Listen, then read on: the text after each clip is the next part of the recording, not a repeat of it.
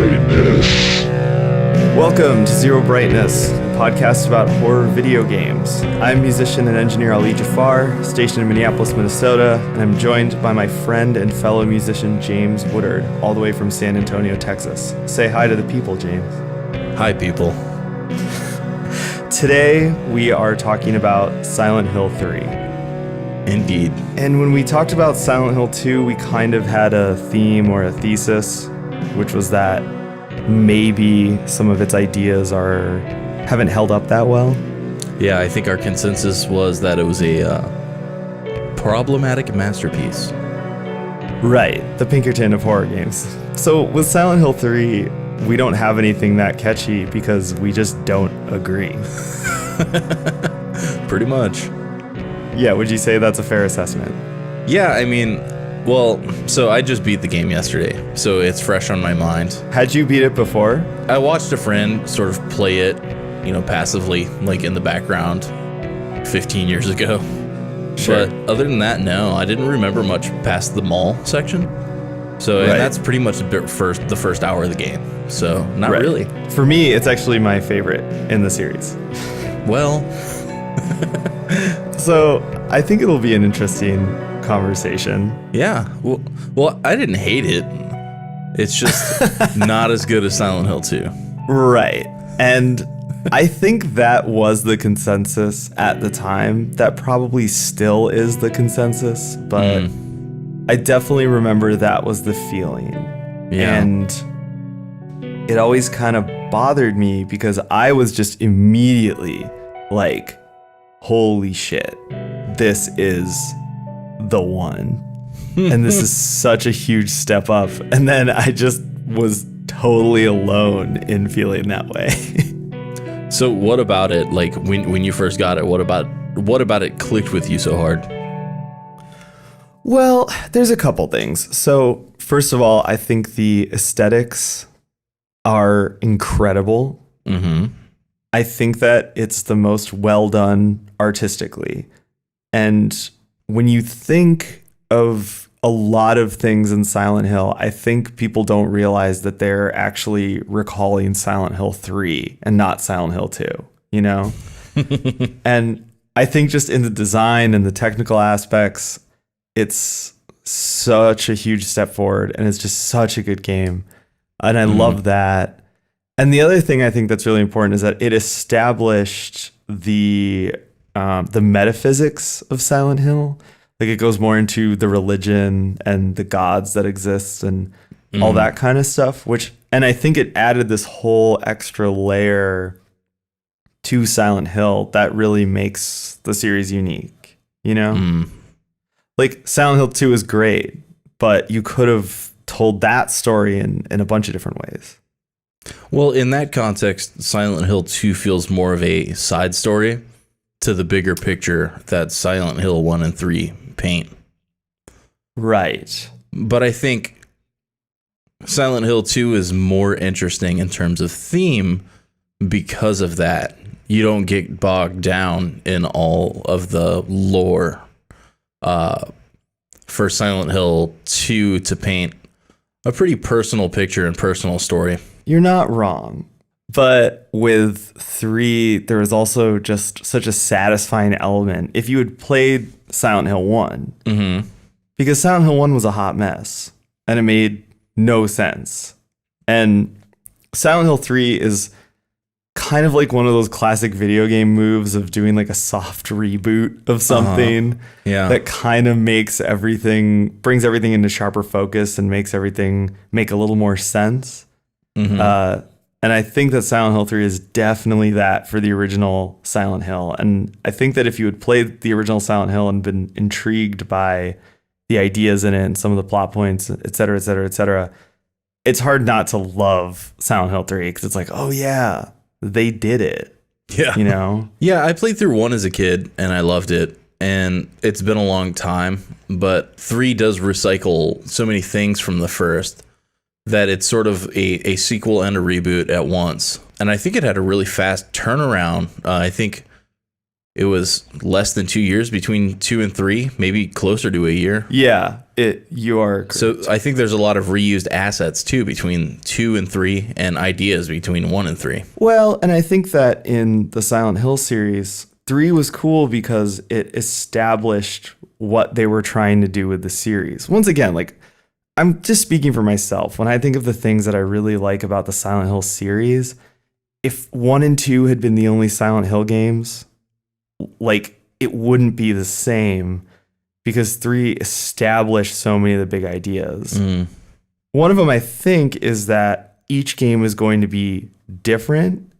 Each game is going to have a different theme and a different aesthetic, but they're all going to tie together very heavily, right? Right. Silent Hill 3 does that so well, and it was developed alongside Silent Hill 4, which also does that, you know, with 4 calling back to 1 and 2, and 3 and 4 calling back to each other, you know? Silent Hill 2 sort of has the same feeling as Halloween 3, because it's almost like they wanted to try something completely different with the series. And then the fans wanted closure on the main themes, so they ditched the idea of side stories and went back to the main story. But also, I mean, 3 was a main story and 4 was another side story. I remember at the time thinking that they were just going to be like, okay, well, every odd number 1 is a main story and every even number 1 is a side story. Didn't directors change for 4? I believe it had a different director anyway because they were 2 different teams. There were like 2 sub-teams because 3 and 4 were developed simultaneously. Interesting. And it has just a different feel to it because, you know, as I'm sure we'll talk about when we get to 4, you know, that was kind of meant to be just a totally different take on the series. Right. And to be something totally different as opposed to 3, which, like we're saying, is actually kind of a soft reboot that was meant to, you know, continue on the story of the original Silent Hill. I definitely thought it was cool to revisit a lot of the same places from the previous games, but in higher fidelity. And with sort of a different aesthetic, you know. Silent Hill 3 has a much more warm color palette. It's a lot of orange and red. It has a totally different look. It's a little rustier, I think, than the other Silent Hills and just more colorful overall. It is really big on the industrial imagery and also on the religious imagery, which we kind of lost in Silent Hill 2, I think. At least well done religious imagery. I'm not going to talk about that last boss. Jesus. I would also say it's less open-ended than 2. Right. The games never give you a ton of freedom, but they often give you the illusion of freedom. Right. Which you really don't get here until, you know, more than halfway through the game. And then it still lacks the depth of freedom that the previous ones had. Right. Well, and this is another thing I love about the Silent Hill series, like I was saying. I'm talking about the first 4 games, of course. For anyone listening who doesn't know, there's basically 4 good Silent Hill games and then a whole bunch of disappointments. But in the first 4 games, they had a different theme to each game, and the theme was tied into the horror of the game as well as the game design itself. So Silent Hill 1 is really just all about confusion. It's very Lovecraftian. It's like a small little man against these giant forces cosmically, you know, arrayed against him. He knows nothing about the town. It's just happenstance that he's there. And Silent Hill 2 took a totally different direction. It's more about emotional distress and feeling lost. So you play as this character, as we discussed in the Silent Hill 2 episode, who, you know, mercy killed his wife, and he had all these conflicting feelings about the dissolution of their relationship. So he's completely lost. He goes back to Silent Hill, and then he proceeds to just get even more lost completely. The hell is internalized. There's no external forces really going on. It's all the characters. Right. And the game gives you these open environments in which to get lost in, literally to reinforce the figurative idea that your character is lost. Silent Hill 3, though, is all about something totally different, which is basically fate and sort of following the path that's set before you. And so what the game does is give you these really linear environments. Like you said, you don't really have much freedom at all. You don't get to choose where you go. However, you're playing as a character who is in the same situation. She's sort of thrust into this hell world that's all just these linear corridors and hallways, and there's all these characters trying to guide her towards fulfilling their goals and meeting their ends. And she's super annoyed about it. Yeah, and she's pissed about it the whole game. And she's also like freaked out by it, which manifests itself in this endless hallway horror. And that's why that's the big thing I love about Silent Hill 3 is there's so many scenes where you're walking down a hallway that just won't end, or you're going down a ladder that just won't end, right. Or the opposite, you're going down something and it suddenly ends and there's a pit, And I do love me some nonsensical Silent Hill architecture. Right. And Silent Hill 3 just has the best of that. And I really, really love that. And I love how it ties into the theme of the game. And it gives the main character more personality, which she already has more personality than any character that's ever been in a Silent Hill, but still. And blondes just want to have more fun. Yeah. Actual line in the game. Spoiler alert. Spoiler alert. But fantastic stuff, but I'm getting ahead of myself. I'm just gushing. Oh man, I really have it. There was a long time where I kept being like, I'm going to replay all the Silent Hill games, and I would just land on replaying Silent Hill 3, and then that's it. Yeah. It's just so good, and it hits all the buttons for me. I watched the guy speedrun it last night. He beat it in like 35 minutes.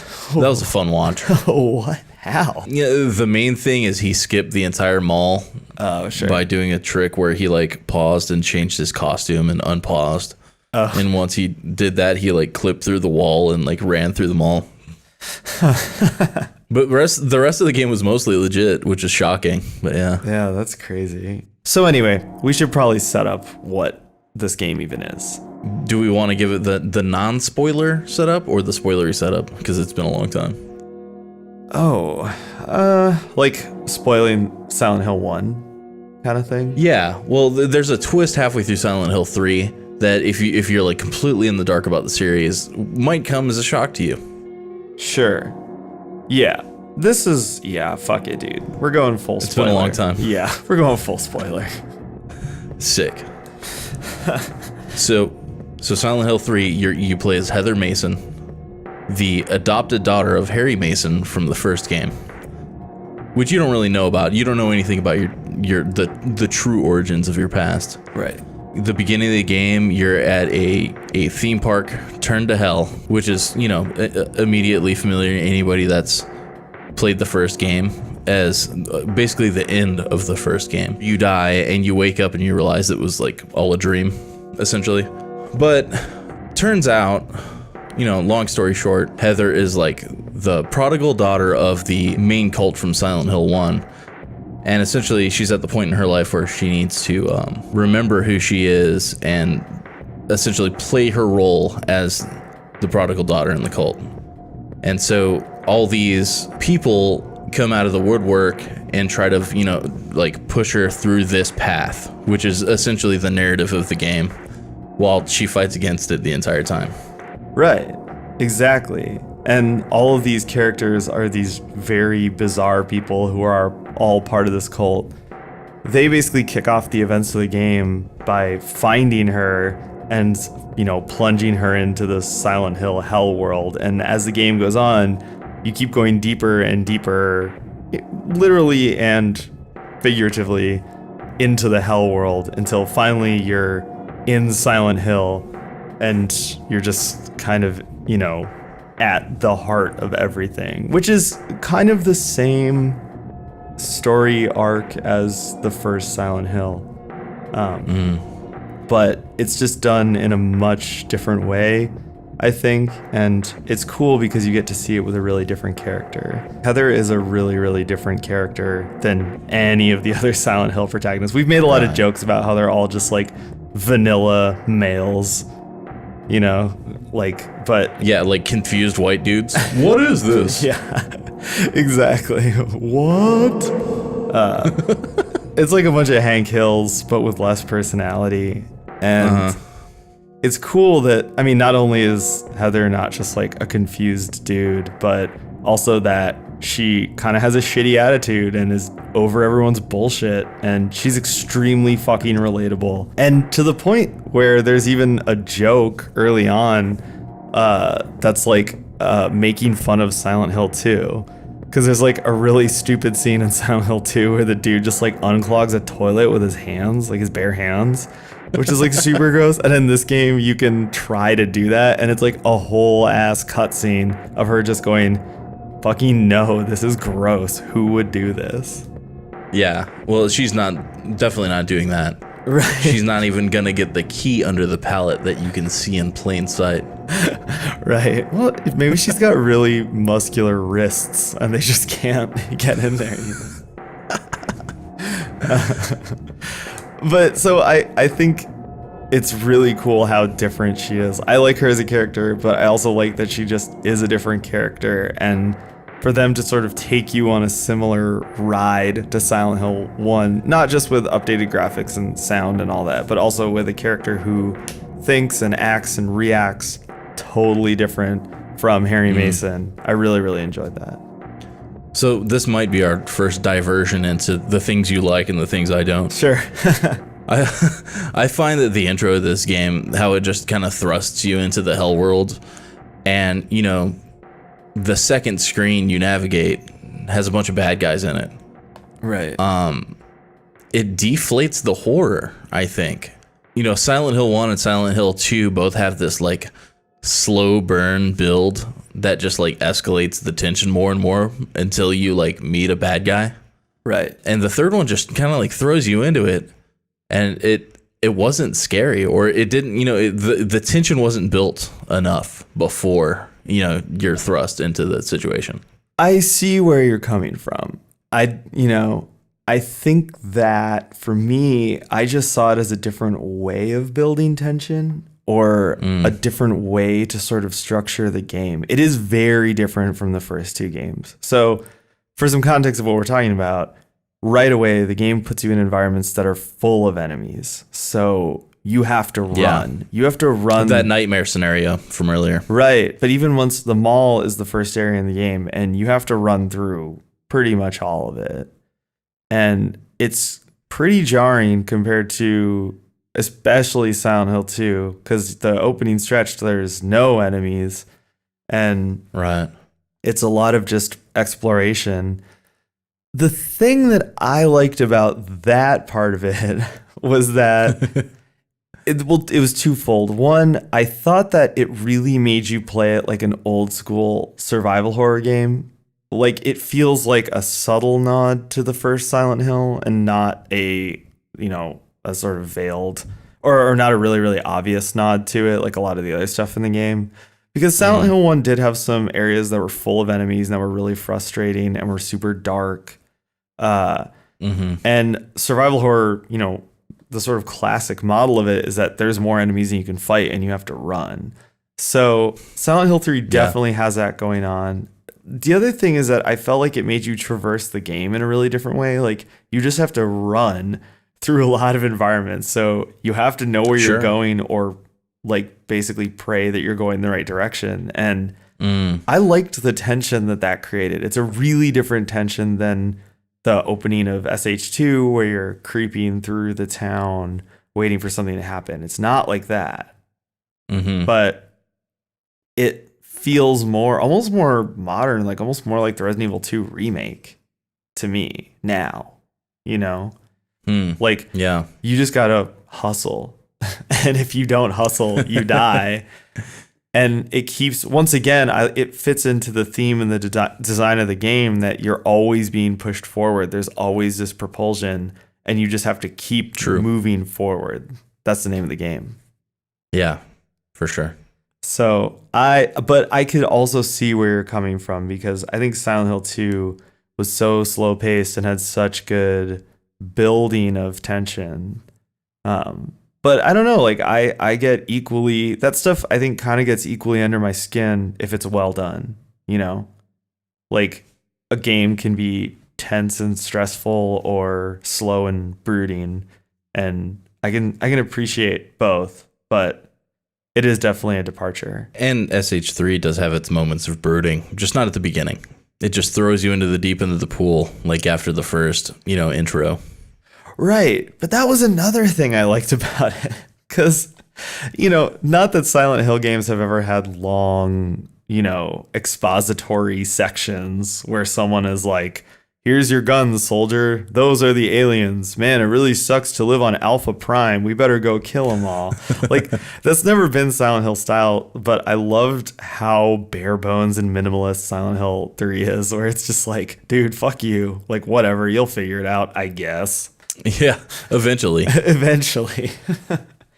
And I really, really enjoyed that. I thought, once again, it kind of made everything click in the place a little better.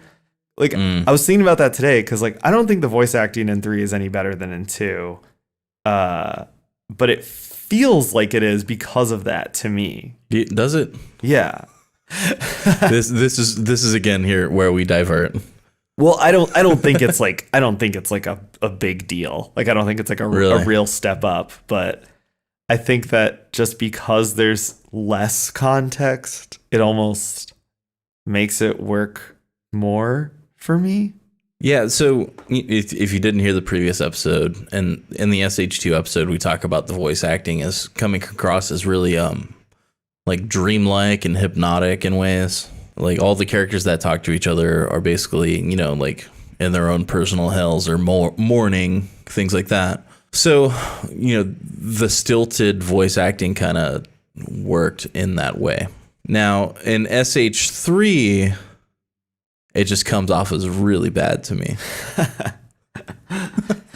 I think for me, the big thing is that they just have more personality.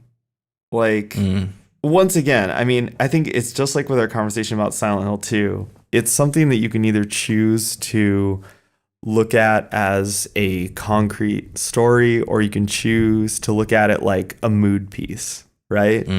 I think that when I listen to the characters talk, they just have more personality, and so I end up thinking just a little bit more about their sort of inner life and who they are. Like, Claudia is the cult leader.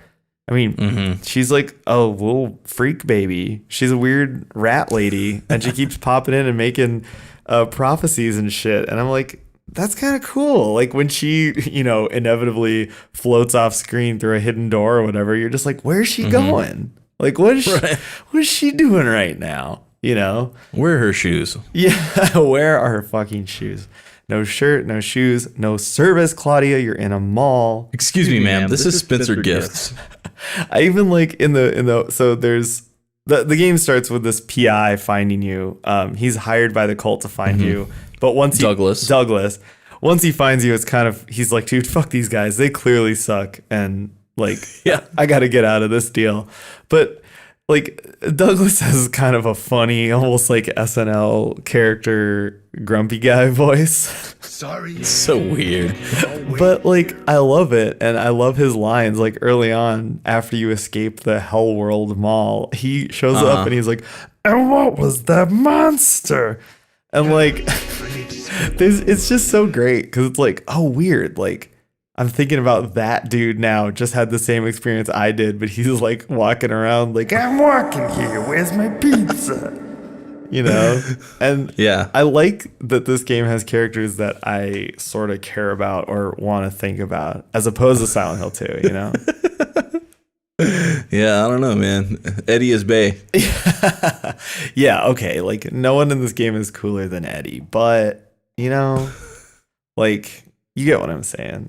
So another thing I did yesterday, besides beat Silent Hill 3, is watch Jacob's Ladder. And the next section of the game is the subway, which is directly lifted out of Jacob's Ladder. Right. There's even a part in the film where he gets to his station and the exit's closed. It's chained off, very Silent Hill. and he actually jumps onto the tracks and tries to cross it. That part and some of the camera angles are lifted straight from Jacob's Ladder and put into Silent Hill 3. Right. Yeah. Well, that's another thing too. I mean, in my list of things that people I don't think attribute enough to Silent Hill 3, that was the one where you really, really got that Jacob's Ladder influence in the game. I mean, it's in the first one, it's in the second one, but then the third one is like where it really, really comes into play. And all of that stuff, or a lot of that stuff recurs in Silent Hill 4, but it's literally just a lift of itself, you know? I think even the train station's name is lifted from the movie. Yeah, it is actually. Yeah. Yeah. What do you think of that movie? Did you like it? Yeah, I liked it a lot.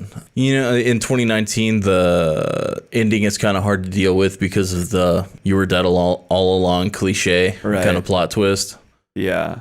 I feel like The Sixth Sense ruined that for all movies. Yeah. But yeah, it was great. Like, it lingers with you, you know? Yeah, for sure. Probably one of the best movies that I've ever seen that like actually dealt with PTSD, you know? Right. I think it has an interesting way of dealing with the "you were dead all along" trope, which is that the writer apparently was inspired by the Tibetan Book of the Dead. Yes. Which is basically a spiritual journey from life into death. So the book sort of tracks the passage of a spirit from one world into the next. And I think that's a super cool way to approach that concept. Yeah. And not just it's a crazy twist, you know? And it was also heavily influenced by that Twilight Zone episode, An Occurrence at Owl Creek Bridge. Oh, yeah, for sure. Which was super heavy. And I think, you know, it also touches on that sort of Book of the Dead thing. Right. Very cool. Yeah, super cool. I'm glad you watched that. Wasn't it like, I said this in the Silent Hill 2 episode, though, where I was like, if you played Silent Hill first and then watched that movie, isn't it just nuts? Like, all the stuff that they just lifted from it. Yeah, I mean, the whole fast, twitchy, shaky head thing, you know, Jacob's Ladder started that. Yeah. Which, you know, has become a trope, especially in like 2000s horror. I think Silent Hill kind of like reignited that. Right. And then everybody started doing it. Even like J-horror, I think.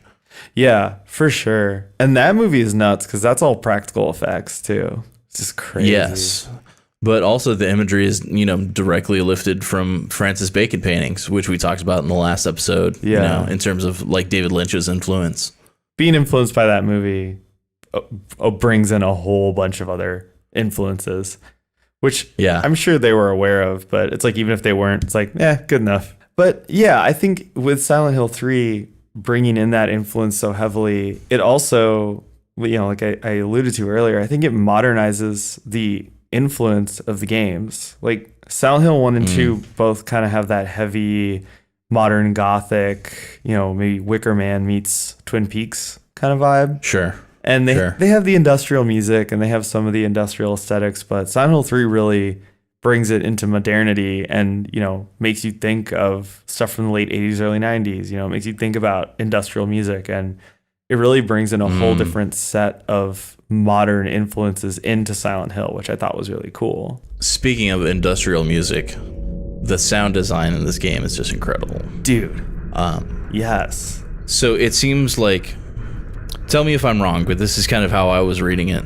If you walk into a room with multiple enemies in it, each enemy adds a layer of noise to the scene. Yeah. So there's like 3 or 4 bad guys. You've got 3 or different layers of like noise loops going on. Right.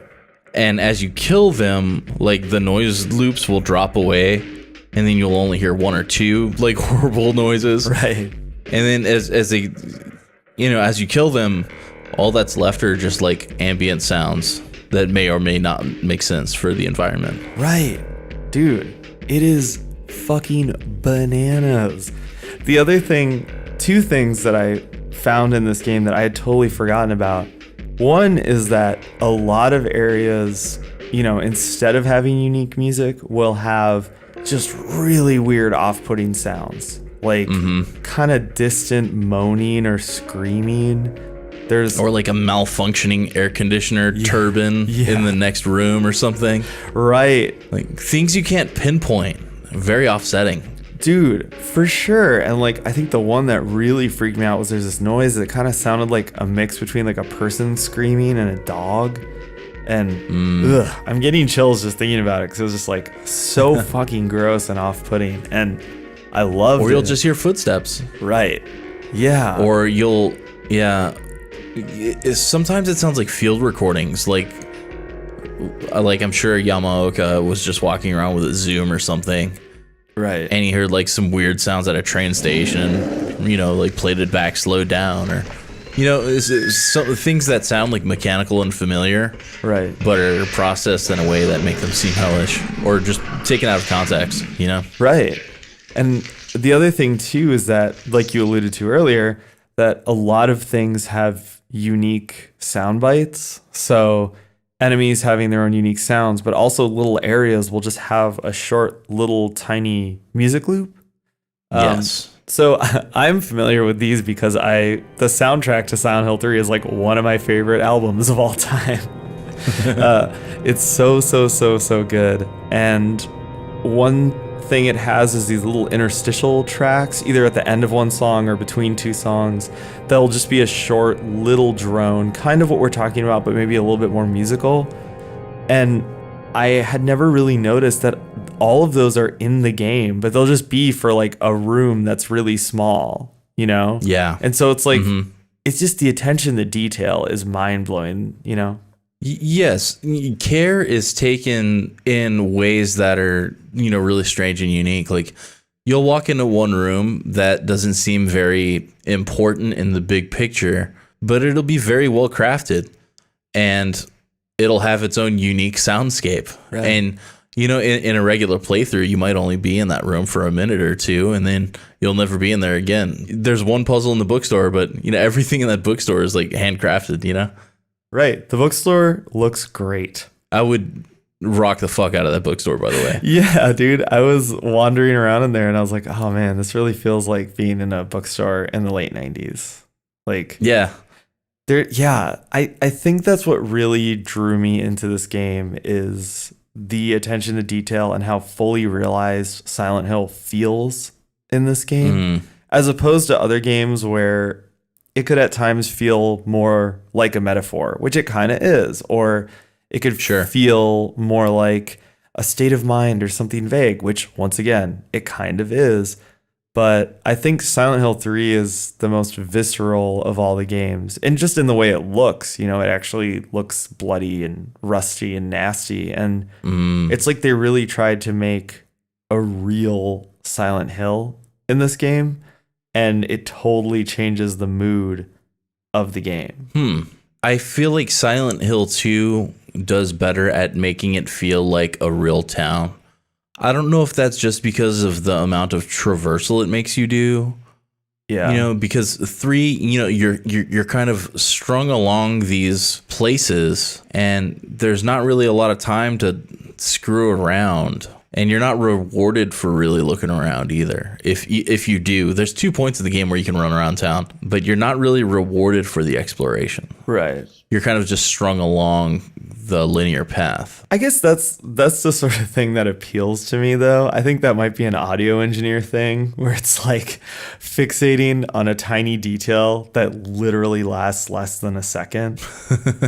And I feel like this game has so much of that like it just really pushes a button for me. You know what I mean?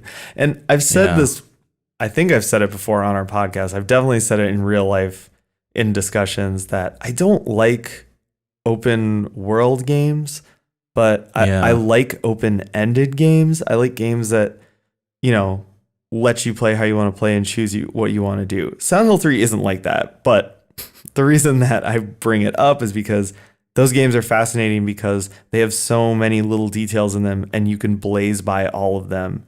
And then maybe you catch a second of a suggestion of something and it's cool because you see it and you think about it, but you don't have to go and make it a whole thing. You know, it doesn't pop up in your sub menu as a side quest or some shit. And Right.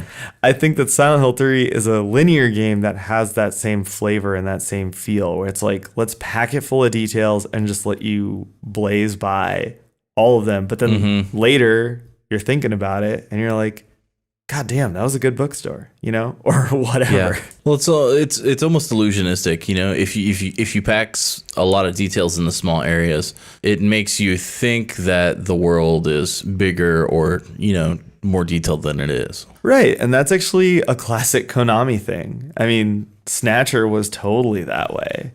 Oh man, Snatcher felt so big when I was 12 and playing Snatcher for the first time. Yeah.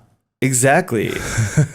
Snatcher felt the way that everybody said like GTA 3 felt like. But yes, GTA 3 felt like Crazy Taxi, but less fun to me. And Snatcher actually felt like real shit. I can imagine a true Silent Hill game in 2019 feeling something like not open world, but open area. You know, something like the Yakuza games. Yeah, or Evil Within 2. So Evil Within 2 has open world sections. And I think the first of 3 of them is very Silent Hill. It's got a lot of vibes. Yeah, I keep hearing that about that game. I'll get around to it. You really, really gotta like. I feel the problem with getting into part 2 of that series is that I have to get through part 1. No, you don't. And I just have a sordid relationship with part 1. Yeah, I mean, I would like you to get through part 1 so we could talk about it, but just in terms of enjoying part 2, you do not need to play part 1. Yeah, I'll just have to power through them one weekend. Yeah, you'll be fine. You'll figure it out. I'll play it on easy.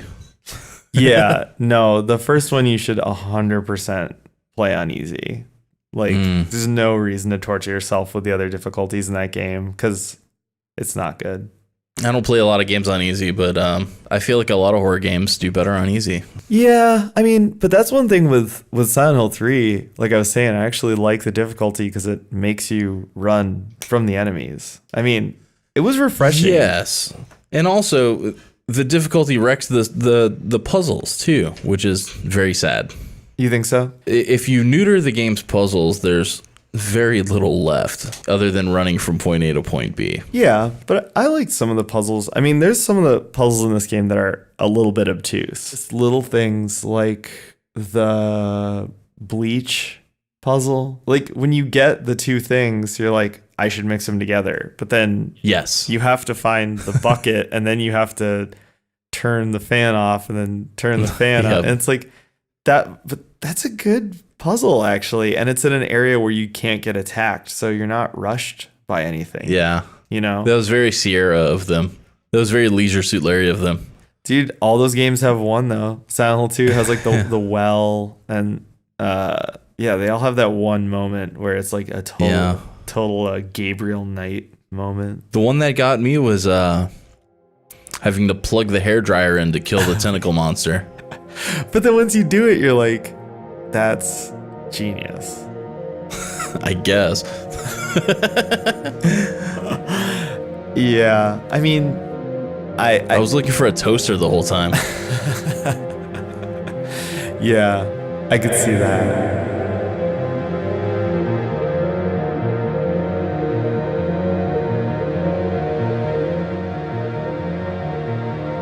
Hey y'all, thanks so much for listening to the Zero Brightness podcast. If you want to support us, the most direct ways are at our Patreon, which is at patreon.com/zerobrightness. You can also give us a rating on the service of your choice. I know Apple's super into that. And when you leave a rating, you can also leave us a suggestion for a future episode topic. You can also follow us on Facebook as well as Instagram. We're at Zero Brightness Pod. You can also shoot us an email with thoughts, comments, whatever at zerobrightnesspodcast@gmail.com. It's been really cool interacting with people and sharing thoughts on Facebook and Reddit. So hoping to hear from you guys more directly in the future. Okay, enjoy the rest of the episode.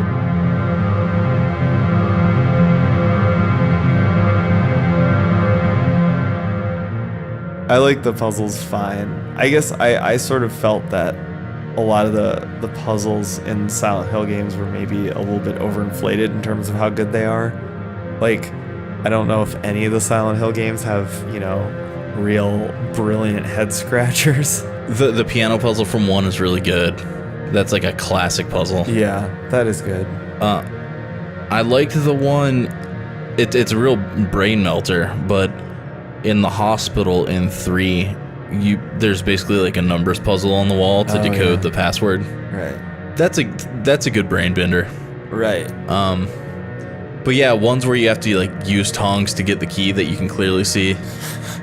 And then 5 minutes later, there's another puzzle where you need to reach for something, but you can't use the tongs again. You need a different, unique item. Yeah. Which is the wire hanger, which is ridiculous because you can't see it without the flashlight, even though you can clearly see it. Yeah, that is actually But really you need to goofy. unlock the flashlight to see the wire hanger. That is a really goofy moment because the camera actually pans in and it's like, I wish I could see what this is. And it's just a fucking coat hanger. Like, So stupid. yeah. Loved it. That is one cool thing. This game is full 3D and it has a camera you can center. It has a camera that you can constantly battle the entire game. I had an easier time with it than 2's camera. I felt like it was about the same. I didn't feel like they improved it in any way. I think I fought with it less, but it's also hard to say because I'm just so used to the wonk in these games. Yeah. And it's also not like full tank control wonk, so it always just feels good. The thing that Silent Hill games do that just fucking gets my dander up is every time you walk through a door, when you exit the door on the other side, the camera is facing you. Oh yeah, it's horrible. And so immediately you start fighting the camera. Like you go through a door, you start fighting the camera. It does suck. I'm not gonna stick up for that design choice. That was bad. But, that does bring up another design choice that we don't agree on, which is the enemies in this game. Yes. And they're not scary. I think they're cool. I like them. And I noticed that with the camera in 3 being a little wonky and the game being so claustrophobic as compared to the other Silent Hill games, that I thought it was there were a lot of cool moments of like those huge enemies just emerging out of darkness. And it's just such a cool visual. And the sound design, like we said, is fantastic. That I was like, oh, that's really cool. Like, yeah, maybe that enemy on its own isn't the coolest thing I've ever seen. But seeing this huge, inhuman, almost like distended mannequin grotesquerie just creep out of the darkness at me, I was like, you know what? Yeah. That's a spook. That's a spookums. That's a spooky moment. Yeah. Certified spookums. Certified. Yeah. The first bad guy you meet in this game is this kind of tall, skinny, androgynous sort of monster with big chicken drumstick arms. They're called closers. Or closers. I thought it was closers. Yeah. I don't know. Like the Nine Inch Nails song? Yeah. It's like 2 boomboxes playing that song at once. Slightly offset. Sick. Yeah, don't love the design of that bad guy. Sure. You run right into them during the intro. Right. So when you're reintroduced to it in the mall with this cutscene, it's not like scary because you already met them.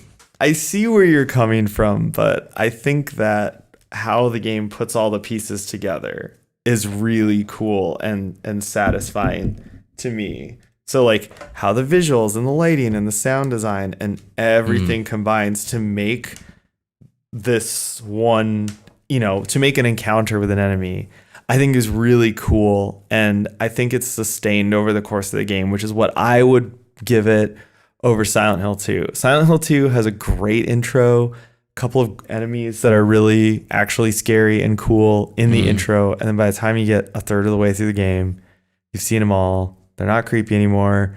You're just kind of tired of them. Like even the sound design and the lighting in this game making the just generic survival horror zombie dog enemy kind of fucking creepy. Come on, give it some props for that. I like the zombie dog. Its head splits open in half like the Thing, which is dope. After the closers, what are that besides the zombie dogs and the closers? Later on, you meet these things called slurpers, which are super annoying. They're kind of like anteaters, like oh yeah, human, but like little anteater heads. Yeah, or their faces look like vaginas or something. But they're super low to the ground, so you can't hit them with your melee weapons really. Right. And they just kind of bum rush you and make you fall over constantly. Right. They're the most feared bad guy in the Silent Hill universe. 'Cause they're just so annoying to deal with. Right. Well, and I also I think they're kind of creepy. Yeah, they're pretty creepy. And also every Silent Hill game has like a sort of dumb guy enemy. They're basically like the game's version of rats in a fantasy game. Mm-hmm. And I really like the dumb guys in this game. They look like little like dinosaurs or something. Oh, what are those called? Oh, numb body. Numb body. Yeah, they look kind of like a dog dick, like in the cock sheath. You know what I mean? Thank you for that one, James. I like those guys. They're kind of fun. I'd hang out. Somebody said they look like developing fetus, like a zygote or something. Yeah, I could see that. But I also feel like people, because of Silent Hill 2, people try to like really derive meaning from like everything in these games. Right. Well, which is probably a problem. It's totally a problem. But I think that in this game, it's cool that the enemies they're a little more vague, and they kind of just seem like something a scared kid would think up, which you're playing as a 16-year-old. And so I think that the enemy design is cool in that way, and the sound design just really pushes it forward, that it's like, oh, these things are not as much about what they look like or just looking at one, getting a good look at one. It's more about the whole experience of encountering the enemy. Sure. And the sexy nurses are back. Yeah, of course. This time they're strapped. They got gats. Yeah, but so do you. True. Oh, well, we do need to talk about the weapons in this game because they're fucking ridiculous. Take it away. But before we get there, we'll talk about the rest of the enemies. Right. Besides that, there's a split head worm, just like in the first game. Right. The first boss is a worm. Oh, gosh, the other boss is There's the missionary. Missionary, that's it. There's insane cancer. Yeah. Insane cancer, I only really dealt with like 2 of those the entire game. I ran from almost all of them. Yeah, for sure. Because they're usually just like chilling on the floor. I guess insane cancer would be like the Eddie of Silent Hill 3. Well, and you'll also be happy to know that the Silent Hill Wikia is confirming the appearance of the insane cancer in Silent Hill the arcade. So, oh, hell yes. That's another callback. Which is the best Silent Hill game. Right, yeah. Wait, look out. Coming soon. Silent Hill the arcade, full episode, 3-hour discussion and plot analysis. What happened? Deep dive into the themes. It's behind.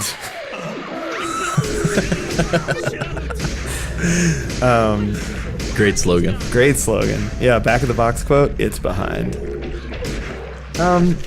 Yeah, I don't know. I like the design in this game, and like you were sort of alluding to, I like that it's not just, legs and asses. Sure. Well, there is one monster in the game that you never have to fight, but it's sort of a background thing. Right. And he reoccurs several times. I believe it's Volatile? Yeah. And he's sort of a lore character, right? Yeah. So this is maybe a whole tangent. Let's see how long this goes for. But one of the things that I really love about Silent Hill 3 is that it essentially establishes the entire metaphysics of the Silent Hill universe, which is basically that there are a pantheon of gods. They call them angels, and then there's one that's just called God. That's the thing that the cult in the game worships. Yeah.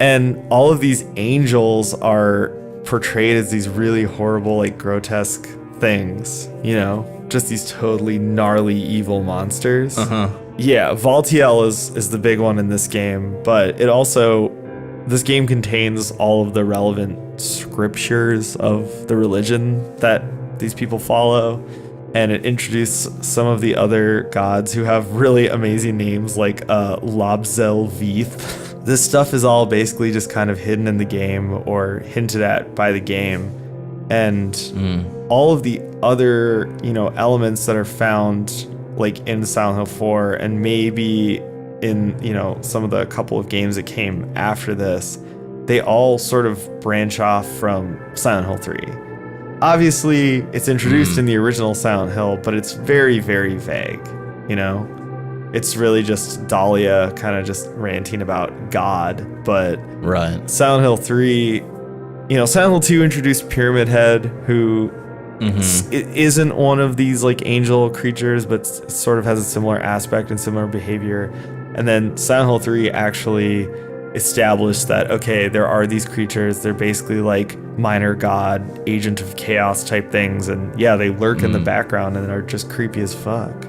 Now, going back to our Silent Hill 2 episode, we didn't talk a ton about Pyramid Head.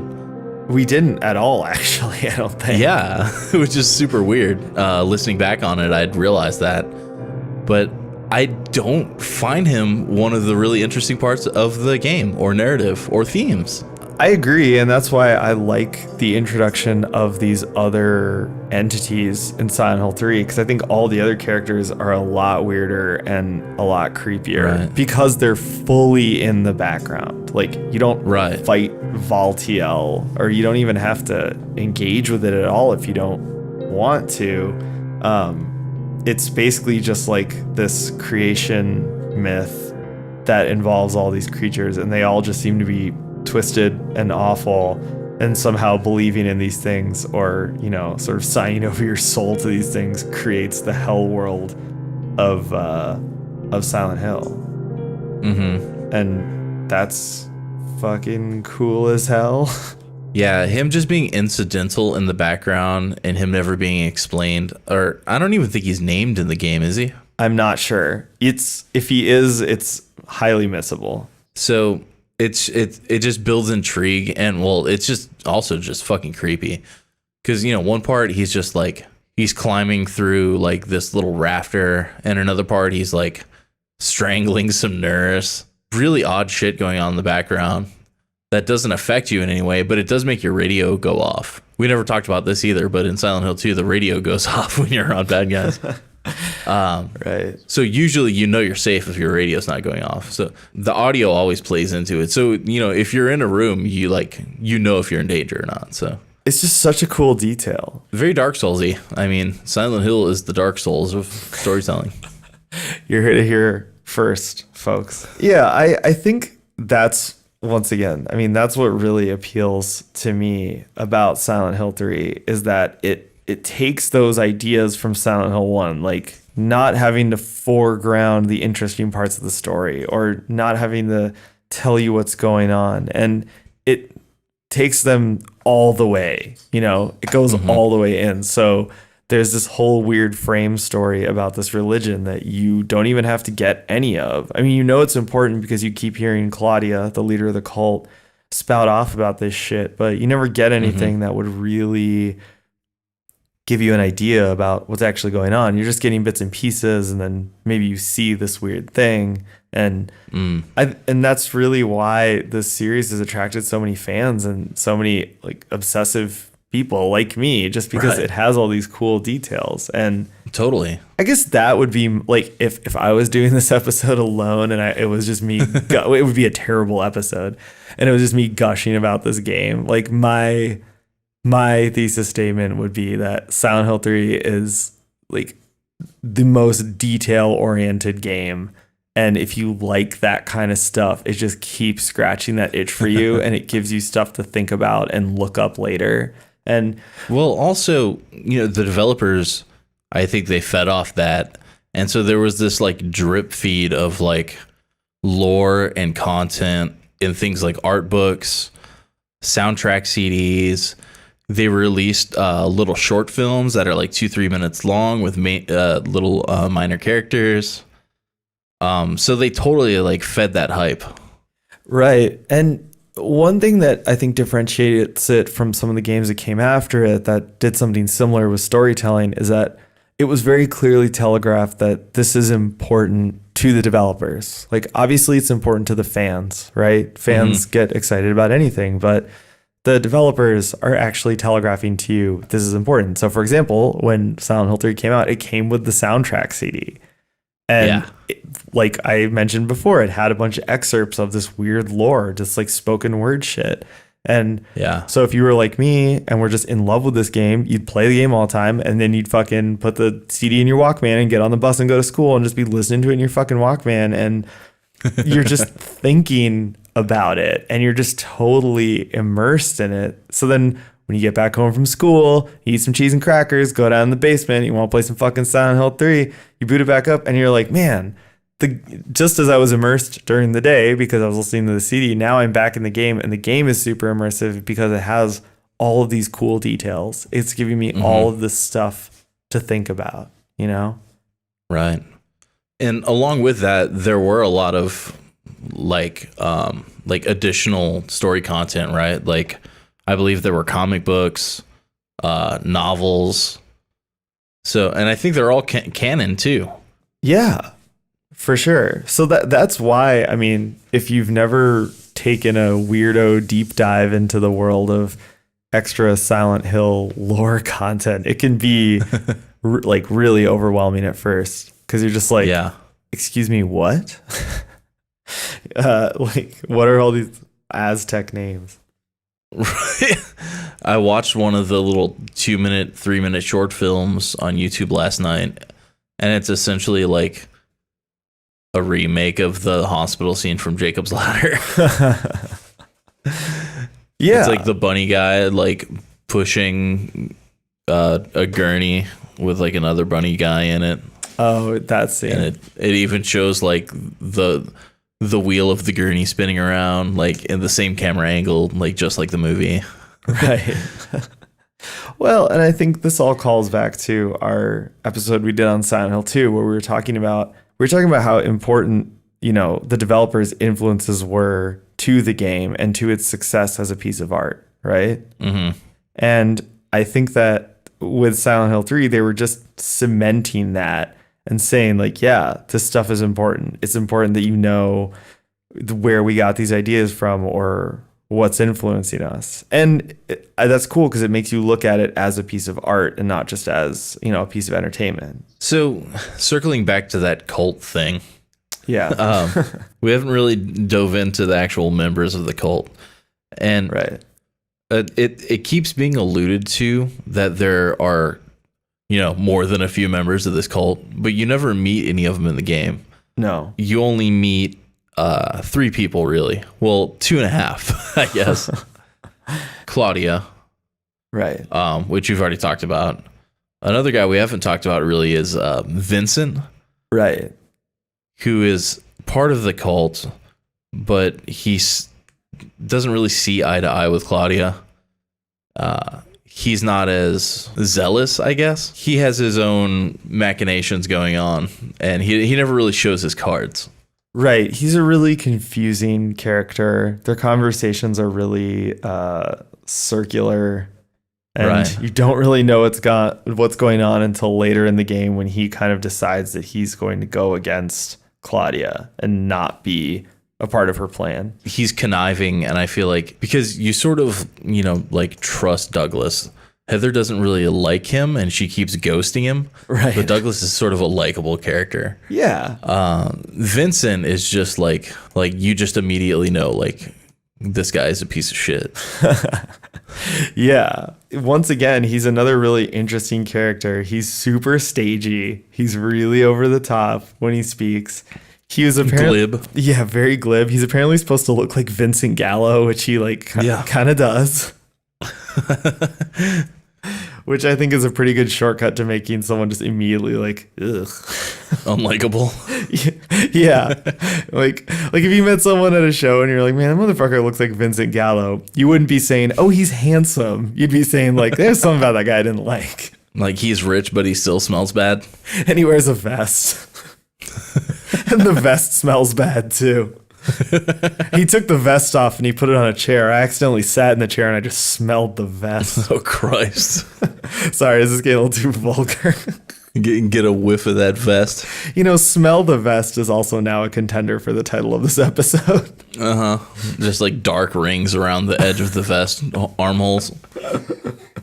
Oh, God. Yeah, I can smell it now. I can taste it, actually. So that's how the character Vincent makes me feel. Yeah, but he's a good foil for both your character and for Claudia. And as the relationships develop, you sort of start to wonder who's on what side and who's trying to do what. He's essentially just an antagonist on all fronts. Right. Like towards Claudia, towards you. He's like a wild card, I guess. Yeah. And the other thing, though, about this narrative that is cool is that even though it feels like it has more characters than Silent Hill 2, it doesn't actually. No, it doesn't. And it still doesn't really show you the scope of this cult. Like, there's clearly enough people in it that they can get some shit done, and try to end the world. But, you don't, I think you maybe do you see any sort of like quasi-human forms? Well, arguably that boss, the missionary. Right. He takes orders from her, so he may be human. Right.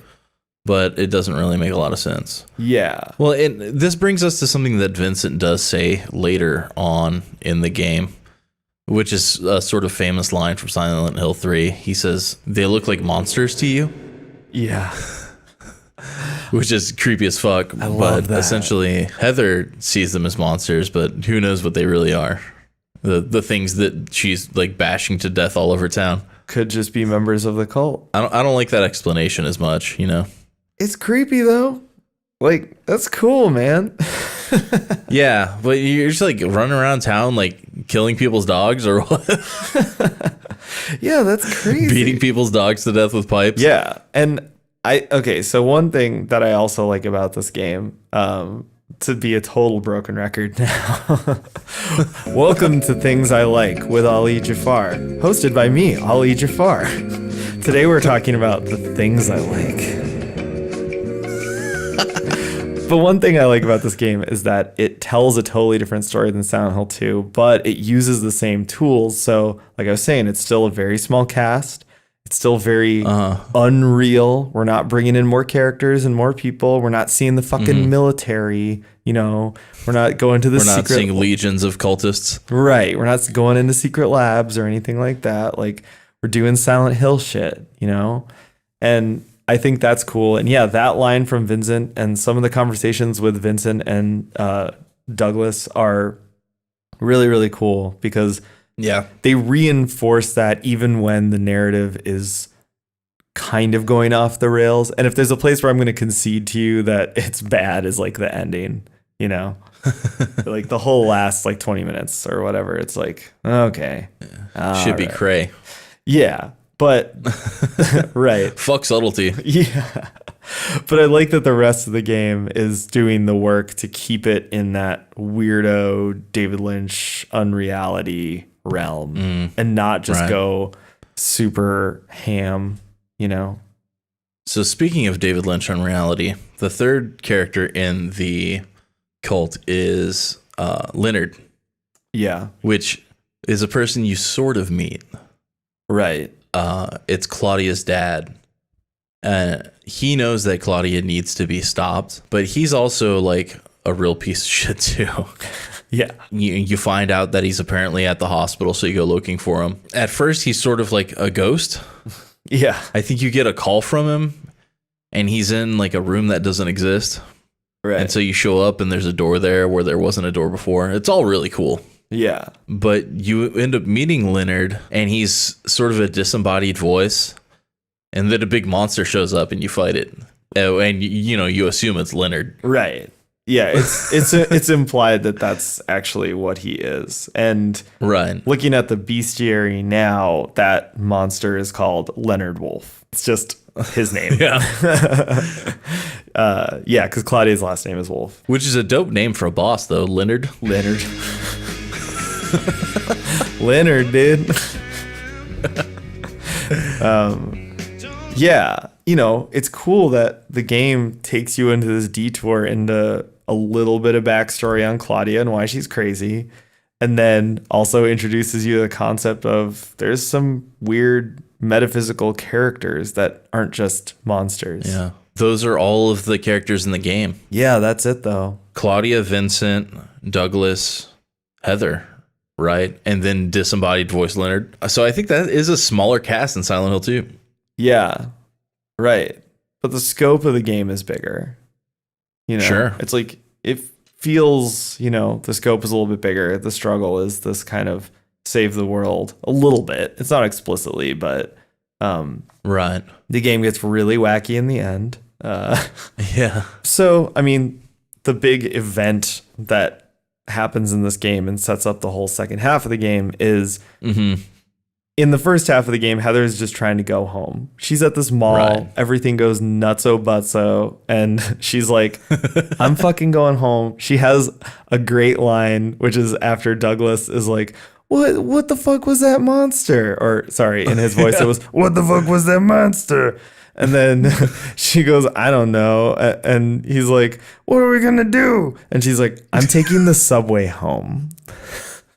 Yeah. Which is just so fucking badass. I love that. She just gives no fucks about this guy who is like so clearly like rattled out of his gourd, Well, he's even like, well, what am I going to do now? And she's like, hell if I know. Yeah, she says, hell if I know. And then he says, where are you going? And she goes, I'm taking the subway home. Yeah. Like, yeah, that's just good. That's just good shit. Yeah. Oh, I really wanted to mention this on the subway part, but that little ghost subplot for a second is so cool. Yeah, totally. I agree. Yeah. That's just good. We'll let listeners discover that. Right, for sure. So she's on this whole quest to go home, and she can't seem go the F home. Yeah, go the F home. She can't seem to make it home. She keeps getting wrapped into these nightmare worlds, and finally she makes it home, and Claudia has killed her dad, who is Rip Harry. Yeah, R.I.P. Harry Mason of which I did Silent find it. Yeah, from Silent Hill 1. I did find it funny how like low poly he looked, like dead in his chair. Yeah, I wonder if that's actually a callback. It's got to be. But yeah, so he's slumped in his chair. He's dead. Heather is upset, because she should be. Claudia, says, I had this monster kill your dad, like, fuck your dad. And then, well, Heather's like, no, fuck your monster. And then she kills the monster. And basically her and Douglas put her dad to rest. And then they're like, okay, well. In bed. And they're like, okay, well, fuck it. We're going to Silent Hill. We're going to murder all of these people. Everybody's going to die. Yeah, it was like the switch that flipped Heather into like revenge mode. Yeah. But I don't know. It's like Kill Bill. It's fucking cool, man. Yeah, it's dope. I like it. So they get in the car and they drive to Silent Hill while a song that I feel like was maybe in Silent Hill 2 plays, or maybe it wasn't, but they did lift that scene directly in the movie. I don't know if you remember that, where they're driving and this one song that kind of sounds like Madonna is playing, and that comes from this game. Well, I guess maybe this is a good place to mention a big side note here is that they did technically adapt this into the Silent Hill 2 movie. Didn't see it. It is one of the worst movies I've ever seen in my life. It is so fucking brutal. So on your recommendation, I did watch the first Silent Hill movie. Yeah. And wasn't as bad as I expected. It's pretty good. Not great. It's good. Yeah. It's okay. I love it, but I'm broken, and I've accepted that. But the second one is a true pile of human waste, and it is like so brutally bad. But it's like it is a direct adaptation of this game, and man, it is fucking horrible. But two of my favorite parts of it, that's why I thought of this. One of my favorite parts is, it's not actually a part, it's just an element of the movie, which is that they put Vincent in the game as like, or in the movie as the son of the leader of the cult, and they made him kind of like a teen heartthrob, which is like super hilarious. And him and Heather like fall in love, which is also funny. Sick. The other part though is that they kill her dad, but her dad is fucking Sean Bean. So it's like another fucking movie where they kill Sean Bean. Good. I like the tradition. Yeah, I just thought that was really funny. Well, he was the dad in the first movie too, though. Yeah. So it makes plot sense. But Yeah. But it's just like he's in this movie for 5 minutes. It almost feels like they green screened him in. It's so funny. Nice. It's really bad. I guess the other real laugh out loud moment is that the climax of the movie is a fight between Pyramid Head and Lady Pyramid Head. Oh dear God. Yeah, that was a good one. Jesus. Yeah, that movie sucks a lot. But anyway, the game kind of has a similar sort of cheesy horror movie vibe, at least in the sense of having Heather be like, it's payback time, you know? So that's basically the setup for the second half of the game. Mm-hmm. And so after that, they go to Silent Hill. They set up shop. You've got your submachine gun. You've got your submachine. You've got your flail. Yes. You've got your katana. Yes. These are all things you actually have at this point in the game. And at this point in the game, it is like somewhat ridiculous. Like I'm not gonna. It's completely fucking ridiculous. Right. I hate the weapons in this game. Let's talk about the weapons. All right, we're talking about the weapons. Tell me about the weapons, James. Derail. I hate the weapons. Why do you find a katana and a flail and a Uzi? I don't get it. Well, the Uzi might make more sense than everything else. Yeah. But like, what I don't is? like it. Is this fan service? Is this what's going on here? I mean, does it make any less sense than anything else that happens in Silent Hill? Yes, it does. Yeah. I can understand like a dirty hatchet, you know? Sure. The steel pipe. A steel pipe. Steel pipe is nerfed in this game. Yeah, it totally is. Katana Master Race, by the way. Yeah. So that's a callback to the Silent Hill 2 episode, but in Silent Hill 2, metal pipe is OP. In this game. Oh, for sure. Yeah. In this game, Katana wrecks homes. Dude, yeah, Katana destroys all worlds. Katana ruins lives. Yeah, Katana plus strafe left and strafe right. Like, game over, dude. I don't think there's a strafe in the console version, dude. You can totally strafe. But you played on PC, right? I played the PC version. Yeah. It's buggy as fuck. Oh, check this out. This is like the derail inside the derail. Let's go. Halfway through the game, I'm playing it and I save it and I realize the difficulty has switched to easy. Okay. I look it up and like the dude on GitHub that wrote the mod, there's like a couple people that have like said that this happened to them. Okay. Dude can't replicate it. Apparently it's just like a known issue. Okay. So I loaded a couple saves previously because I'm a save hoarder and I have like 50 saves. Right. So it's not a huge deal, but I load it, put it back on normal because I don't want to fuck the puzzles up. Right. And I'm playing it, and you know, an hour later, the language switches to Japanese. And it's like I just climbed through a window and the language switches to Japanese. So this happens like 3 times during the game. I get a couple crashes when I go through doors and stuff. The PC version's fucked. Yeah. So don't pay for it. Just pirate it. Right. And fuck Konami. Fuck Konami. Yeah. Fuck everything about Konami.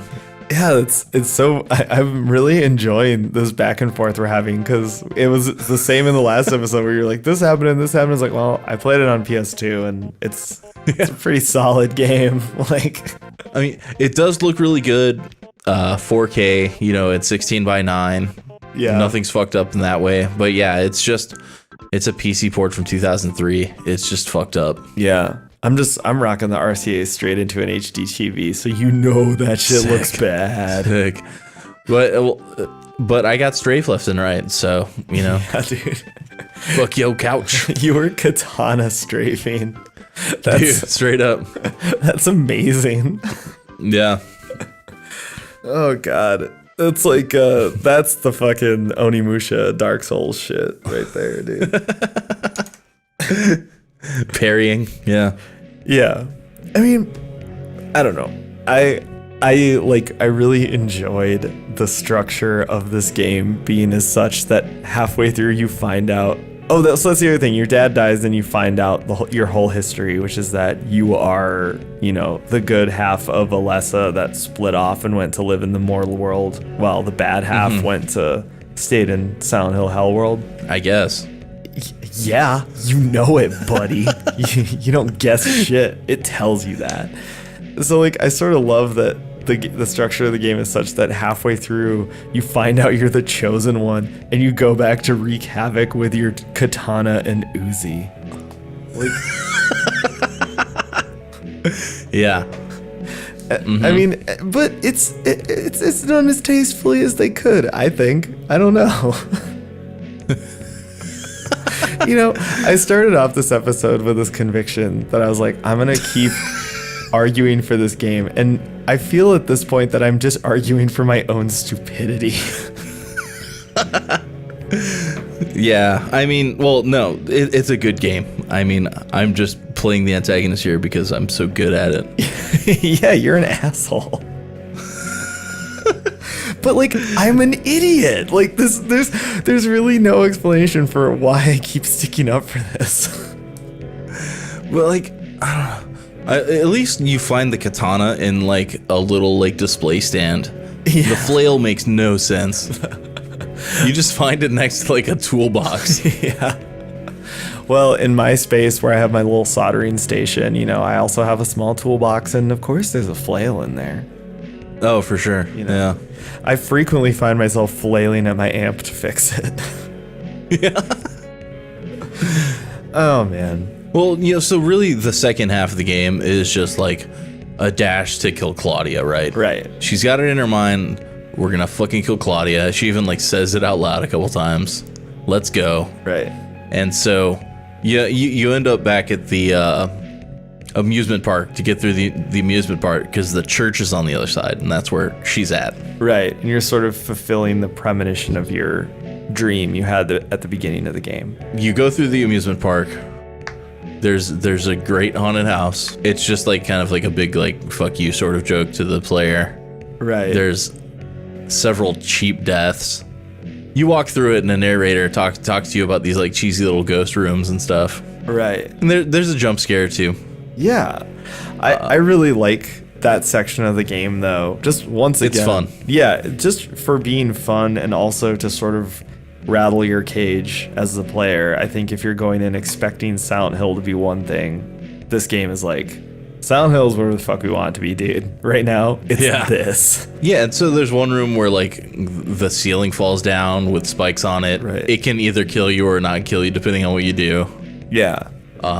There's one room where it's, you know, another one of those endless hallways. Yeah. Where like a glow is chasing you and you'll die inexplicably. And all the while the narrator is kind of like taunting you. Right. And this is my other theory, that this game isn't just a sequel to Silent Hill 1. It's a bit of a callback to classic survival horror. Like the way in which you're supposed to run from all the enemies, the difficulty of the combat, the ridiculous weapons you get. I feel like in some ways, maybe I'm reading too much into it or I'm putting something there that isn't, but I feel like it's sort of a love letter to classic survival horror. It's the developers of the game being like, yeah, we've all played Tecmo's Deception, like we know what's up. Well, and then there's like item-based deaths. You know, if you use the item wrong, you're gonna die, or if you don't use the item, you're gonna die, which are like total callbacks to like, you know, classic adventure games.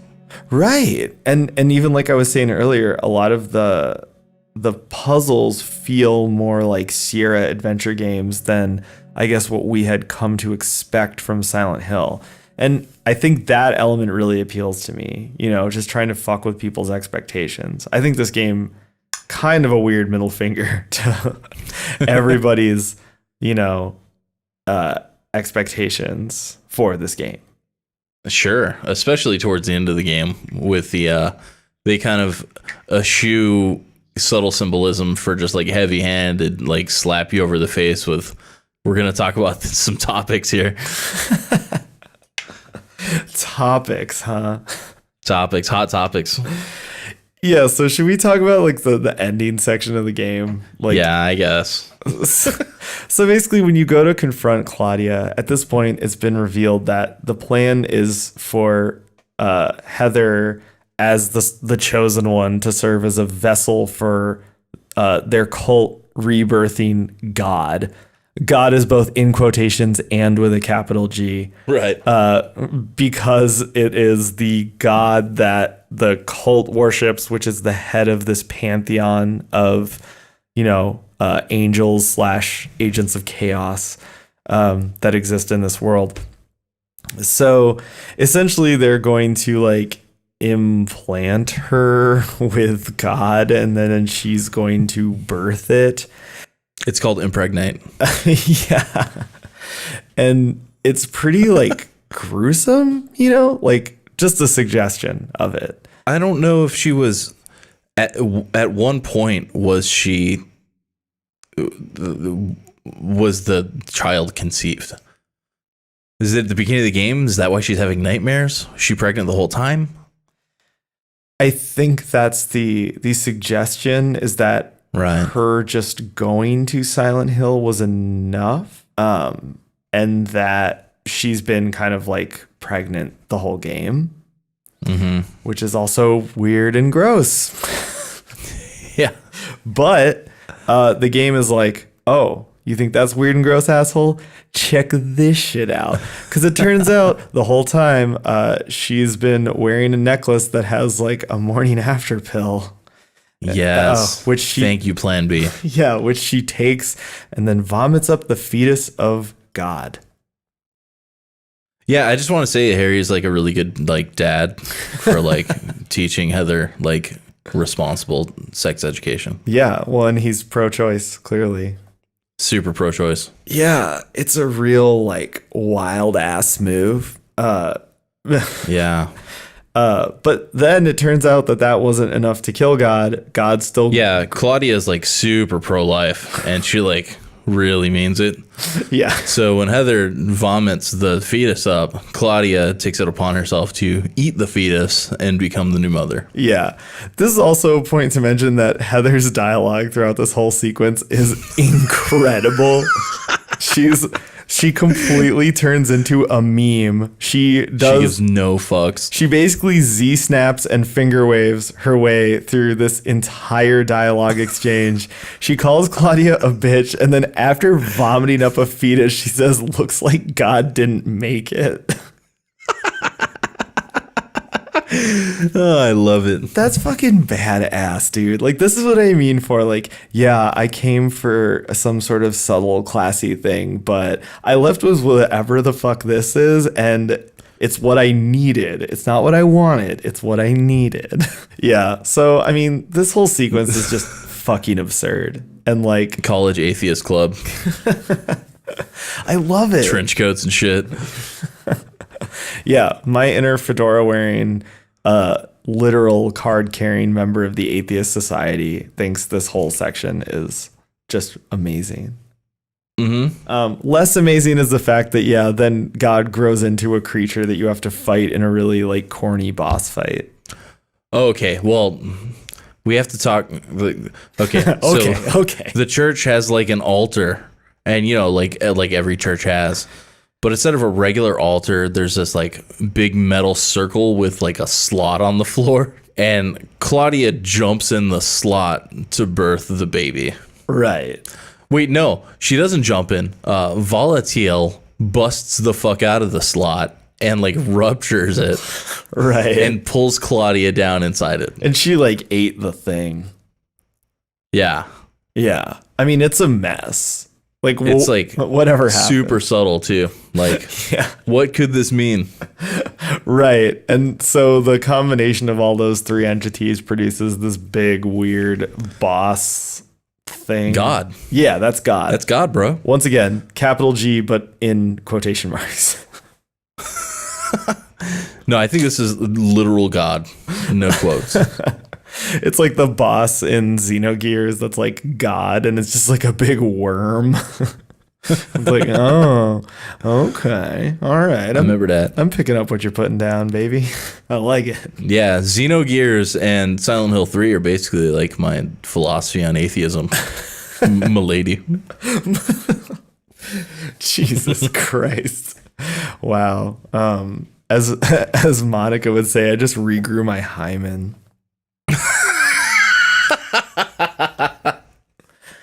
Oh, that's good.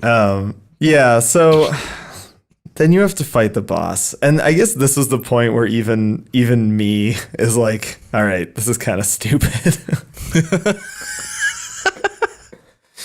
But yeah, I mean, you kill the boss. This game actually has a pretty happy ending. Yeah, I guess. Douglas's leg is broken and Heather's being like a total piece of shit teenager and like pretends to have to kill Douglas or something. And then she said she just did that because blondes like to have fun. Yeah. Oh, yeah. So it actually has a weird fake out ending where she like comes out and she's acting really weird and Douglas thinks she's going to kill him. But then she's like, oh, I was just fucking with you. And he's like, rightfully, that was not funny, Heather. And then she says, yeah, blondes have more fun. And once again, like, how can you not just love this? Like, it's such a hot mess. I've come full circle from feeling dumb for defending this game to feeling like I am so right. Okay, well, I've got this theory, right? Okay. That good and bad are a circle. Right. That something can be so good that it sucks. Like Yngwie Malmsteen, right? Yeah. He's really good at guitar, but he fucking sucks. Right. Or something so bad that it's good.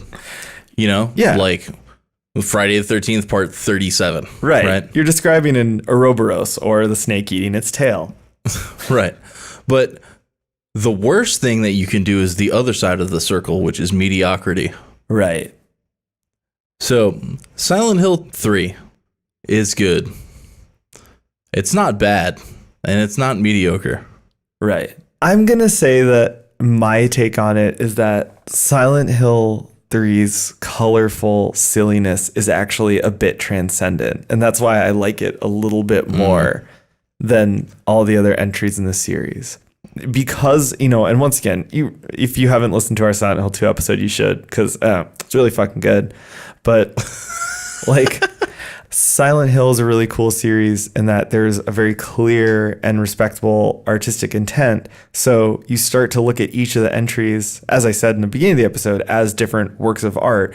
And to me, I always think of them as like different albums, right? And so Silent Hill 2 is like the really dark, serious, you know, heady album. And Silent Hill 3 is the one where they just want to have fun after that. You know, they're blonde. They want to have more fun. But I think the way that they tackled that is so silly that it's transcended. I guess. But it does have some super heavy themes that you can't ignore. Right. For sure. So like, and it handles them like stumpy limbs with no appendages. Right. Sure. And I mean, yeah, it brings these things up like abortion, right, atheism, the absurdity of organized religion, right. And I don't think it handles any of them in a super good way. Like Heather's a cool protagonist and all, but like, I don't know. Yeah, no, it just doesn't seem to be handled very well. I have to agree with you because I said the same thing about Silent Hill 2. So I agree. There are actually women on the team. Yes. For Silent Hill 3. I believe there was 4 Japanese women and 4 American women. Right.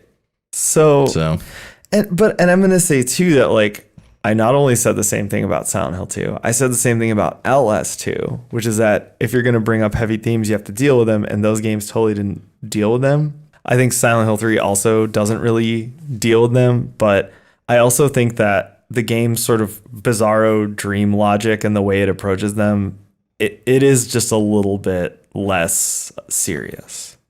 Well, Heather deals with it with a giant fucking middle finger. Right. You know, she's sad about her dad. She's sad about that. She's mourning her dad. Right. But when it comes to like birthing this child, she wants fucking nothing to do with it. Right. Which is awesome. I'm just going to say it, you know? It's punk AF. Right. And I think that's the difference between, and I think Kill Bill actually is a really good reference point here, because like Kill Bill is not feminist. Like Kill Bill's written by a piece of shit, you know? Like, but it has a really badass female protagonist. It has that punk attitude, and sometimes that's just enough to get you through, ideologically speaking. And I mean, it's once again, like, I'm definitely not going to call Silent Hill 3 feminist. I'm definitely not going to say that it deals with its heavy themes in a way that is appropriate at all. But the fact that it sort of just has this gonzo punk energy and it treats its female protagonist with respect feels important in its own like tiny way. And it feels not disrespectful, which is how I felt Outlast 2 was, you know? Yeah, and even though she's like in a mini skirt, it's not like super sexualized or anything. No, she's not a super sexualized character. And it's once again, it's like, I think the idea of disrespect is important to me because, like, dude, Abstract Daddy was disrespectful. Yeah. You know what I mean? Yeah. And it's for sure. Once again, I'm not, like I said in the last episode, I'm not like cancel Silent Hill 2, you know, but I am just gonna say that I felt like if they're gonna bring up those issues because they're in the milieu, I think dealing with them in this way feels more respectful than dealing with them in this super serious way. This is the thing, you know? Yeah. Like, sometimes that really, really rubs me the wrong way. Poor choice of phrase there, but you get what I'm saying. Yeah, but like, so like, imagine somebody that's like really like pro-life, born again Christian, seeing the end of this game, right? You vomit the baby out, someone else eats the baby, and then you like descend into like this metallic vagina womb. Yeah. And then you fucking like kill a baby with a like submachine gun and katana. That rules. Like in a hellscape, right? Yeah. That rules. I imagine you could like give like 80-year-old old Christian women like heart attacks with that kind of shit. Yeah, you could kill that kind of energy. Kills Republican senators. We should all be doing some fucking Santeria shit while just like watching YouTube videos of the end of Silent Hill 3 and seeing if it kills Republican senators. Just speedrun that shit. Kill them faster. Yeah, dude. Wow, like slaughtering chickens. Hell yeah. Yeah, man. You know what I'm talking about. That's where we're at. That's where America's at. Black magic, dude. Yeah. We got to bring back the middle class with black magic. Dude, we're going to rebuild the middle class with sacrifice and a cult. Like, finally, someone with real solutions. Dude, I'm totally running for president. I mean, why join the pyramid scheme at the bottom of the pyramid when you could make your own pyramid scheme? Yeah, dude. Pyramid head scheme. I'm down. Put me in it. Your cabinet would be that like locker with the twitching corpse in it. Yeah, dude. Dude, locker guy's my boy. Vice President Volatiel. Never in the same place at the same time for security reasons. Yeah, dude. Secretary of State Lobsel Veith. Claudia could be education secretary. I mean, Claudia DeVos. Yeah, I was gonna say I think Claudia is our Secretary of Education right now. So Silent Hill 3. We're so past it. I mean, is there a conclusion to draw here? Verdict. Let's check in. Has your mind changed at all about Silent Hill 3? And then you can ask me the same thing. I mean, I like it. It's fun. It doesn't stick on your bones like Silent Hill 2 does. You know, I think there are less endings than Silent Hill 2 also. Yeah, there are. So the replayability is a little lower. Yeah, it just didn't stick on my bones like 2 did. It's fun. They really could have like evolved the fucking camera, evolved the combat a little bit between games. Yeah. I think the linearity doesn't help. I think the intro doesn't help. It's not as good as 2. Sure. Still a good Silent Hill game. Looking forward to playing through 4 again. Yeah. I guess my mind hasn't really changed either. Wow. This is great. I'm going to say though that I guess where my mind has gone throughout this, how my viewpoint has evolved. I'll still say the same thing, is that I love how this game doesn't give you context for most of it and just keeps throwing you into these endless hallways that are just truly psychedelically terrifying. And it just keeps fucking with you in ways that are really subtle and cool. And that's the first half of the game. And then the second half of the game is just a steaming hot mess. And I think that I love this game more for being that way. If it had kept it classy, I wouldn't like it as much. So I'm just gonna raise a Lone Star to Silent Hill 3 and say, you know what, buddy, you keep doing you.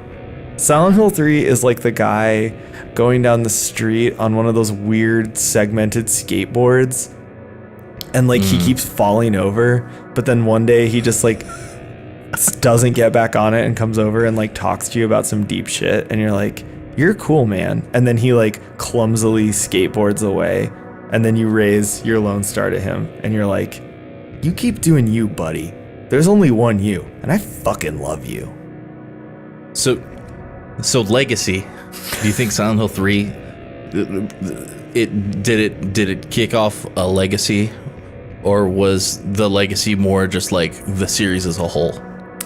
I think the legacy is a series as a whole. On a more serious note, I guess, I said, I think Silent Hill 3 introduces a lot of things that people take for granted that without them, the series would absolutely not be the same, And a lot of the things that we just sort of knee-jerk say, oh, that's Silent Hill, actually come from this game. I think as an influential piece, Silent Hill 2 obviously is the most influential. It's the most complete thought, and it lays out a plan for other people to also explore that same thought. Silent Hill 3 is more just we're going to evolve our own art form. We're going to evolve the series and keep adding elements to the series. Because, once again, Silent Hill 4 is the same way. Very underrated in terms of all the things that it added to the series. It's not Silent Hill 2, but we talked about in that episode, there were so many factors contributing to making Silent Hill 2 the work that it was, that it's lightning in a bottle. You don't get it twice. Right. But even in nuts and bolts sort of ways, Silent Hill 3 did a lot of things like unlockable costumes and items that might help with replayability. And I think that was kind of a trend that it started. Right. That lived on through the Fatal Frame games, things like that. Yeah. Fatal Frame kind of made it more fan servicey. Yeah.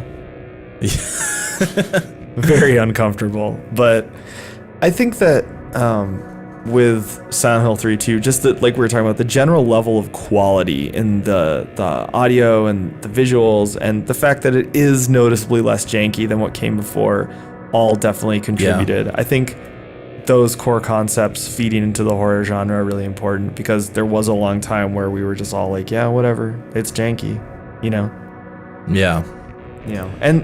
And also just what you can do with a psychedelic horror game. We didn't talk about it much, but it's the other worlds in this game are crazy. They're so bloody and gory and rusty. They're so especially the church at the end of the game is insane.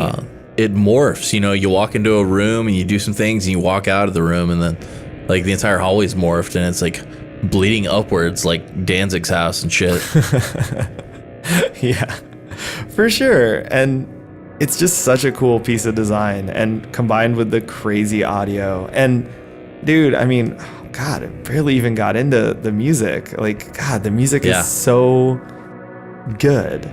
We'll do an episode on the music. Yeah, we're gonna. Don't worry, viewers. Yeah, we're definitely gonna do an episode just on the music. But I love the way it went in this game. It introduces more guitar. It introduces a little more, funny enough, subtlety. I think like if you listen to Silent Hill 2, 1 and 2 soundtrack, it's very like categorical. Like here's your soothing ambient stuff. Here's your industrial music. Here's your kind of trip hoppy chill music.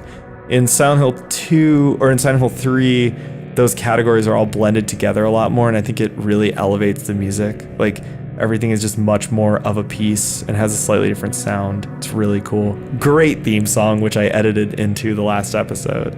For sure. But I'll probably drop it somewhere in here too, because I love that shit. Yeah. There's so many great songs. So, like, I guess final thoughts on the episode. Like, what's your favorite like moment from Silent Hill 3? Oh wow. Good cue. I mean, God, it's just those endless hallways. Like, yeah, I think it's at the end of there's like just this kind of nondescript building. I think it's the Hilltop Center. As you're leaving it, like there's just this really long hallway that just goes on and on and on and on. And yeah, I just love it, and it happens so many times in the game. Like in the beginning, there's, a great ladder to nowhere, and all this kind of like just those moments. That's what's really stuck with me. And every time, and I guess like my approach to this series is the same for every game, where I look at it more as a mood piece than as like a tale or something that's trying to like tell me a story. And the mood that those moments create is just unparalleled. I love it so much. My favorite moment of the game is pretty late in the game.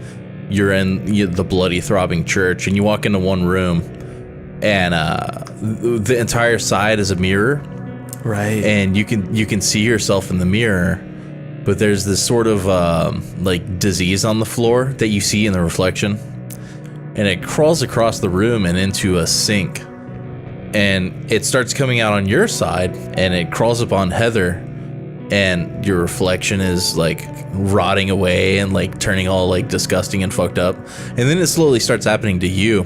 Right. And if you stay in that room too long, you'll die. Yeah. And that room you don't even need to go into that room to progress the game, I don't think. Yeah. It's just a spookums. It's just a spookums, and it's just like such a great little spookums. Well, even just the visual of like that visual keeps coming up in the game of like how they're looking in a mirror, and the way that they keep toying with that, and eventually like you fight your other half. And like that's so cool. Like once again, for a game that really trades in mood more than moments and imagery in that way, it's so cool to see such a strong image, and that's a really strong image to me. Yeah, for sure. And that's why Silent Hill 3 is the best one in the series. Thanks for listening, folks.